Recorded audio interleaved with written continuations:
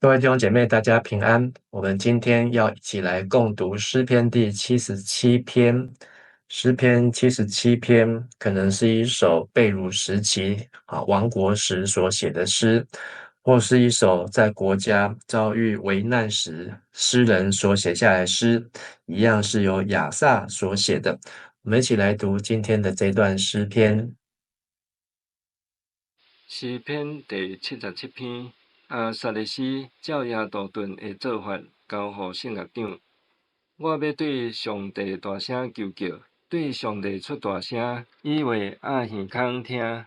伫患难的日，我找主，伫暝时举手祈祷无停。我的心毋肯受安慰，我想念上帝，就吐开哀怨。我静静想，就累至失望。你互我目睭金酷酷困袂去，我烦恼甲拢袂讲话。我追念过去的日子，回想古早的年。我眠时静静想，我摸心肝家己问，心神上细省察，主减会永远放杀咱，伊减袂过施恩予咱，伊的慈爱减袂永久消失，伊的应允减袂永远落空。上帝减有袂记得施恩，减已经用受气代替伊的慈悲。我讲，我上痛心的，就是只关上帝无阁有亏咱。我要讲起上主你的作为，少年你早时的新热。我要深思你的作为，静静想你的所做。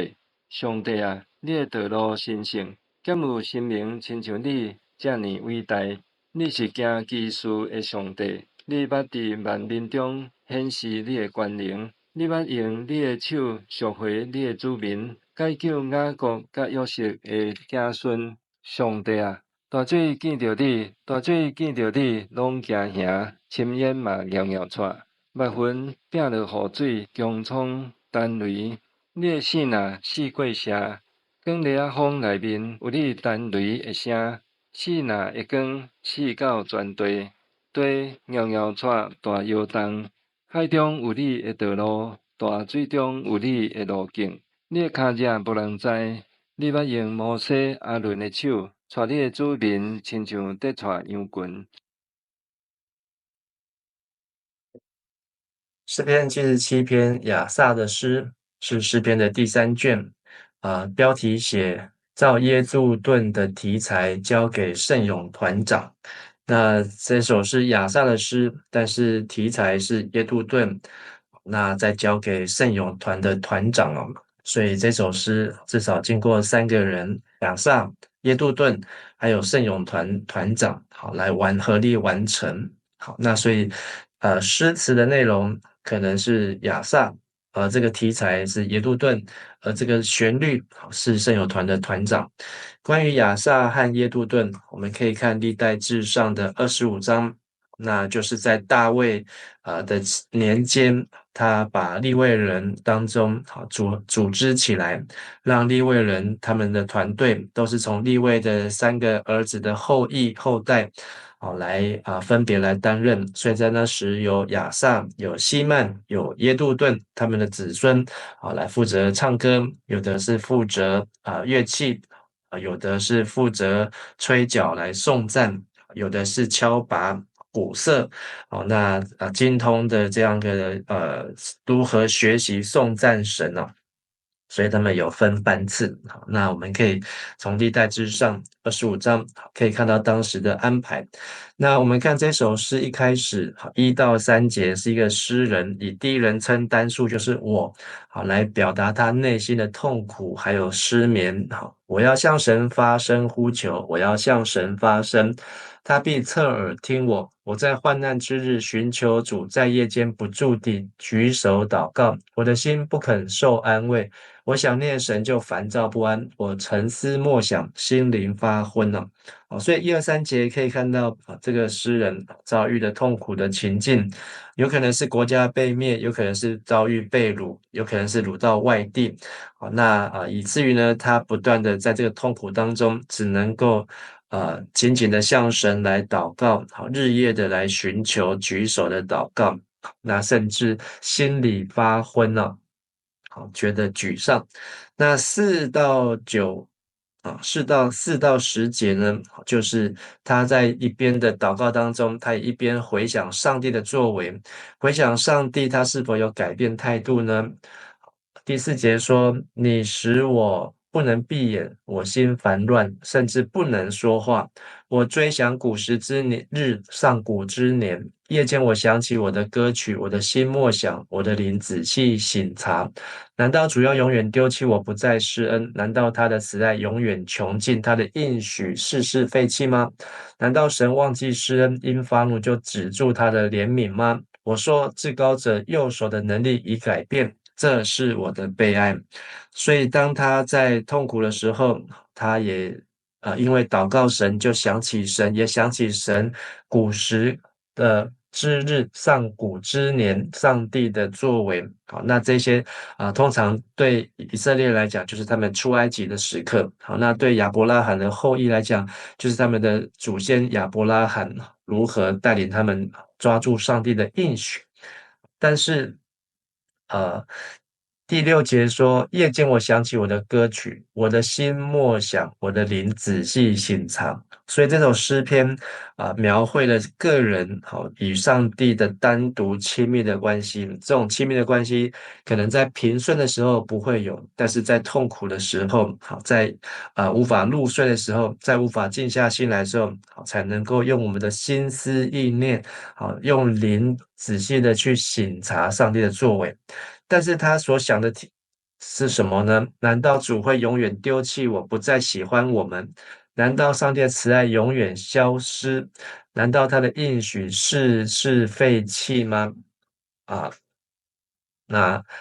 在这个77篇第8节地方，好，那这和本的翻译上好有一个瑕疵，好，那现在中文译本都有更正哦。好，那当这个意思也比较让意思比较清楚明白。好，就是他在心想的上帝真的不再爱我们吗？好，上帝真的会不认识我们，然后拒绝我们吗？那这个诗人甚至在第10节说，当他想这些的问题，他说：“我说至高者右手的能力已改变，这是我的悲哀。”那所以他想这些事情之后，他好像有一个结论，第10节，或是说他在这个环境当中，他认为上帝的能力已经改变了，但说这是我的悲哀啊。悲哀这个字是和修版的翻译，好，那在和本翻成这是我的软弱，好，那这个原文里面也是意思是这是我的疾病哦。所以如果我们这样子从第1节读到第10节，好，知道说这个诗人在痛苦当中，借着想念、沉思、默想、追想、默想、省察，那他终于找到问题不在于上帝的能力改变，问题在于自己的软弱，在于自己的疾病，这是他的悲哀。好，那和现代中文译本说最使我伤心的，最使我伤心的。好，那但是呢，从第11节之后，我们可以看到这个诗人认识到自己他的软弱悲哀之后，那他怎样重新振作？那这也是每首我们读诗篇当中最能够得到盼望的，就是看到这个诗篇当中诗人怎么样重新振作起来的这个关键。第11节到第15节，好，那这诗人举出自己的软弱，然后但是呢，来对照是上帝的永不改变，上帝的能力浩大，所以上帝的能力并没有改变。11节，我要纪念耶和华所做的，要纪念你古时的奇事，我要思想你所做的，默念你的作为。神啊，你的道是神圣的，有何神明大如神呢？你是行奇事的神，你曾在万民中彰显能力。你用膀臂赎了你的子民，就是雅各和约瑟的子孙哦。所以11到15节他追想默念，好，然后想起神，好，他的神能够行奇事、行神迹，好，他彰显的能力。所以耶和华的膀臂，并非缩短不能搭救。所以他再次看见思想上帝的作为，这些作为呢，虽然可能在当时来讲是上千年前，那以我们今天来看是好几千年前的事情，但是呢，这些在神来看千年如一日。所以，我们想起这些神如何拯救他的子民百姓，逾越节出埃及，入迦南，经过旷野，在旷野38年到40年的时间，再进入迦南地，好，那就发现上帝的能力依然存在。所以不论是雅各，雅各指的是南国，约瑟就是指的是北国以色列。不论是雅各的后裔或是约瑟的后裔呢，好，那都是继续在上帝的能力的掌管当中啊。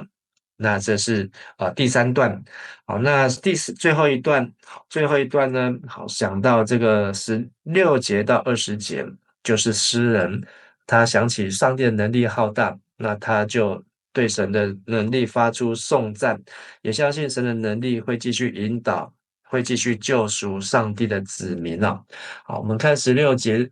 神啊，众水见你，众水一见你就惊惶，深渊也都颤抖。这个重水指的就是指这些大河流，现在台语翻成大水哦，好，那它还指的可能是指大海。好，那这个创世纪第一章让我们看到，或是启示录让我们看到那个大海那个深渊，代表是一种混乱，就是上帝从一片的混乱当中、空虚混沌当中来建立次序，来创造了世界。那16节这里指在这个代表一切的混乱当中，看见了上帝，这些的混乱就惊惶，深渊也颤抖，密云倒出水来，天空发出响声啊。所以这个浓密的黑的云呢，不能够笼罩，水也从那里面倾倒下来，就指这个雷雨大雨。好，然后雷轰，好，那天空的响声，你的箭也飞行四方啊。好，那这里箭呢，现代中的译本现在台语都翻成闪电。好，那这个你的箭呢，在原文当中指的是碎石头，很多的碎石，飞行四方就是意思是来来去去。那跟这现在中译本说的满天奔驰很接近，就是上帝的碎石好像是在创造大地一样，好，这个在塑造、在捏造，好，整个混乱让它开始变得有次序啊，好，所以这个我觉得你的碎石好在满天奔驰，好，这也蛮有画面，就是上帝打败了混乱，然后呢，让这个混乱当中理出了一个次序。18节，你的雷声在旋风之中，闪电照亮世界，大地颤抖震动。你的道在海中，你的路在大水之中，你的脚中无人知道。好，所以这个诗人越来越看清楚了，原来这一切他的烦躁不安，他的整夜的呼求，心内的烦乱，心里面的对上帝的怀疑，难道主要永远丢弃我，不再施恩？难道上帝的慈爱已经消失，他的应许已经废弃吗？但是当他想起上帝的古时的作为，当他对上帝发出信心的硬的这个依靠的时候呢，用信心来依靠上帝的时候，那他渐渐看到一条路，这条路就是在大海之中，是在大水之中，而且呢，呃让诗人、让国家、让上帝的子民有路可走，好像走过了那个红海一样，好，从这个红海当中穿过。你曾借摩西和亚伦的手引导你的百姓，好像领羊群一般呢、所以他最后就是把这个信心，就是回到出埃及的信心，就是这是上帝的作为。即便今天发生的事情可能是空前绝后，但是呢，上帝的拯救依然如同摩西、亚伦的杖在引导。那最后这一段呢，让我们也想起像哈巴谷书的第3章10、11、12。哈巴谷书的第3章，讲到了这个在呃国家最为乱的时候，好，那环境最糟糕恶劣的时候，但是呢，上帝依然这个诗人依然没有失去信心哦，因为哈巴谷书好也讲到这个大水啦、山林啊、深渊啊，然后上帝的剑上日月停息啊，好等等，好，那这是讲到上帝对于列国的管教。好，那从今天这首诗篇，让我们再一次得到诗人的信心，不论我们遭遇患难，不论我们遭遇痛苦，甚至我们遭遇的是失眠，但是我们只要寻求主，然后夜间醒察，用我们的歌，用我们的心，用我们的灵来颂赞上帝的时候，上帝他就会继续的引领我们，让他的道显明，让他的路能够彰显，让我们能够继续行走在上帝的旨意当中。我们一起来祷告，谢谢天父上帝，让我们透过这首的诗篇，再一次同理我们，安慰我们担忧惧怕的心，也保守我们的心即便在怀疑当中依然上帝你永不改变我们不要从环境来看，因为我们的软弱，我们的疾病是我们看不见上帝，我们要从历史来看，从出埃及记，从信心的角度来看，上帝你永远都在愿上帝你今天依然帮助我们在混乱当中能够建立起秩序，能够在大海当中为我们开路。我们这样子祷告祈求，奉主耶稣的名求，阿们。谢谢大家，大家平安。